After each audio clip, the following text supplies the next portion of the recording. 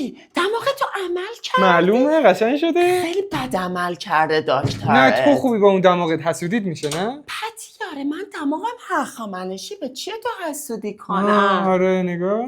دست نزن don't touch me. این چی رو ابرو زدی؟ پرسینگ دیگه همون که اونجا رو نافت داری. چی من گفتم برو یه نگین بزن، این شبیه وشره، یه دونه مهره کم داره. برو دیگه برو این بر مهره بزن، این برم که وشره دیگه. مهدی تو باشگاه چی میری؟ آره میه با هم بریم؟ نه من ددیم گفته میخواد اریال ثبت نام کنه، بعد بهم گفته میخواد فیتنس دنس هم بفرسته منو با مربی اینجوری دنس برم. مهدی چیه؟ آیفون 17 خریدی؟ آره میبینی چه خوشگله؟ اصلا به نظرم خوشگل نیست، نسخه های قبلش خیلی تو خود مگه چی باحال‌تر داری؟ بوده. 11 نورمال دارم. آپدیت میاد براش؟ آسکال خود مارک زاکربرگ برای من استیو آپدیت جابزه. هاشو آسکال مارک زاکربرگ میدونی چقدر پولدارتر از استیو جابزه؟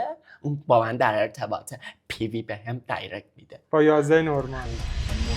مهدی چیه؟ یک سوختی. آسکال من گفتم برو ببل فردم زلاری.